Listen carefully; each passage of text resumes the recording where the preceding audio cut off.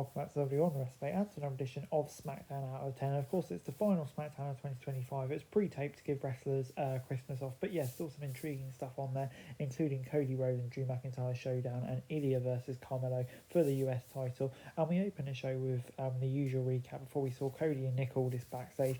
Aldis reminded Rhodes he'd be stripped of the title if he put a finger on Drew. The Miz was shown talking to Aldis about Hendry before he went to the ring to see him preparing for his concert with a couple of WWE superstars dressed in Christmas outfit. Akira Tozawa was the elf on the turnbuckle. Hendry sang a carol about the Miz having tiny balls as Otis danced around. The A-lister interrupted his song's protest. He challenged Henry to a match. Aldis came out and turned it into a Miracle on 34th Street fight.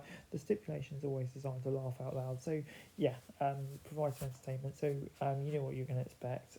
Obviously, it wasn't a technical clinic, but we got some fun slots. Otis in a Santa suit, etc., etc. Both men knew the assignment, and yeah, made the other look good, but the A-lister came out short against the newcomer. This is one of those segments designed to appeal to younger fans. It was fun and inoffensive. I'm going to give it a 5 out of 10. We then got Lash Legend versus Charlotte Flair, of course, in the women's tag division. And yeah, Legend is one of the few people who has a size and power advantage on Flair, so the former world champion looked like an underdog for once, even if she had more experience. For the first half and through the commercial break, Legend had the match firmly in hand. The Queen began making a comeback and got the crowd behind her as she dished out some signature chops. Bliss and Jack ended up fighting at ringside, which allowed Flair to pin Legend with a sunset flip style pin. This was a solid match and probably the best for Legend and the main roster date. Flair allowed us to control it, and it helped showcase the newcomer to the blue brand. So yeah, I thought for what it wanted to achieve, it was quite successful. Gets 6 out of 10 from me. As we then got the US title match as Dragunov defended the belt against Hayes. Both men were upset that Ciampa affected the outcome, so they wanted a fair fight this week. Just like their previous encounter, both men were clearly looking to prove they're among the best on the roster.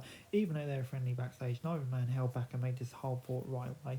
The Mad Dragon seemed to have control a bit more in the first half, but Hayes began making headway after break. He countered the H-ball with a jumping kick and hit a springboard DDT as he began building momentum. The crowd chanted "This is awesome" as they went into the second break. We've talked about this with all these open challenges, but Dragunov has cemented himself as one of the most reliable performers, and Hayes is right there with him. This is an outstanding match, just as much physicality as their last encounter, but they may have benefited from having a clean finish. The champ put up a good fight, but Mello didn't miss this time. He nailed his finisher to get the pin and win the US title.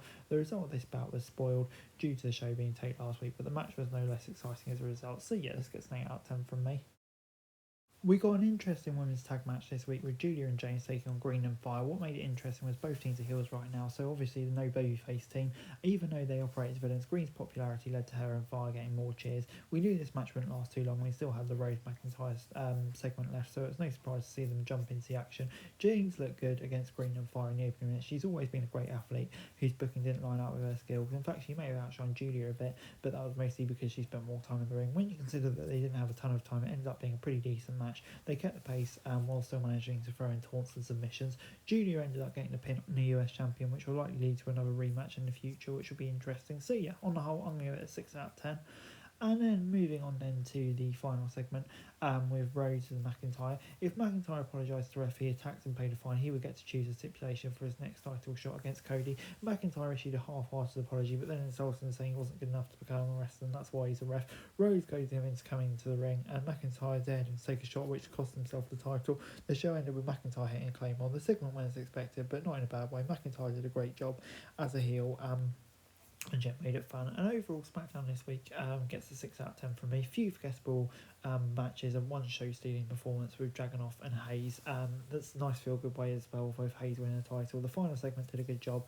Next week, SmackDown moves back to 3 hours, which I'm not really looking forward to, but I thought this was a fine Christmas show. Hey guys, that's it for this video. Thanks very much for watching. Remember to like, share, subscribe. Follow us on our socials, link in the description below for daily wrestling news, meme and content. Subscribe to our other channels on screen right now, that'd be greatly appreciated. Thanks very much for watching. Peace out.